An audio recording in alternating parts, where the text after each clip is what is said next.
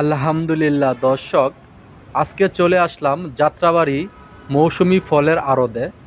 তো এখানে বিভিন্ন অঞ্চল থেকে বিভিন্ন সময়ের যে মৌসুমি ফলগুলো বাংলাদেশে হয়ে থাকে, সেই ফলগুলো স্থানীয় ব্যবসায়িকরা ক্রয় করে তারপর যাত্রাবাড়ি আড়তে নিয়ে আসে।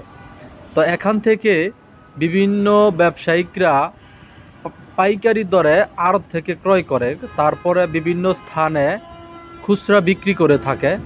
তো এখানে দেখেন বর্তমানে মৌসুমি ফলের ভিতরে তাল, আমড়া, আমলক্ষী, জাম্বুরা এইগুলো চলতেছে।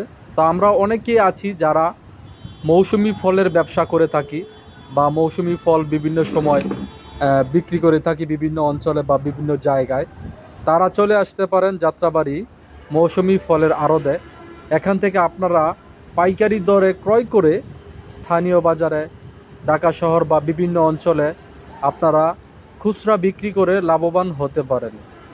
বর্তমানে আমরা আপনার সবচেয়ে বড় যে বরিশালের আমড়াগুলো, ওই আমড়াগুলো আপনার বিক্রি হচ্ছে হাইস্ট 150 থেকে 140 টাকা করে, নিচে আরও আছে। তো এরকমই একটা কি বলে আপনার যেই জাম্বুরা 10 টাকা 15 টাকা পিস বিক্রি হচ্ছে, এবং একটা তাল বিক্রি হচ্ছে সর্বোচ্চ 20 টাকা 25 টাকা, তারও নিম্নে আছে। তো আপনারা যারা এই মৌসুমি ফলগুলো পছন্দ করে থাকেন, এখান থেকে এসে পাইকারি দরে ক্রয় করতে পারেন। আসলে খুচরা ক্রয় করতে গেলে একটু দামটা একটু বেশি পড়ে যায়। তো যারা আশেপাশে আছেন, আপনারা সবাই চেষ্টা করলে আড়ত থেকে পাইকারি দরে ক্রয় করে তারপরে আপনারা তা ভোগ করতে পারেন, খেতে পারেন। তো সেই জন্য আমার এই ভিডিওটা করা।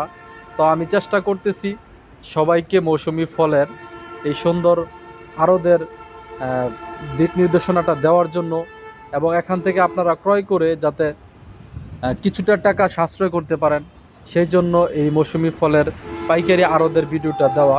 তো আসলে বিভিন্ন অঞ্চলের ফল বিভিন্ন রকমের স্বাদ হয়ে থাকে। তো তারই ভিত্তিতে দেখেন এই যে এক ডিস্ট্রিক্ট টাক থেকে জাম্বুরা নামাচ্ছে।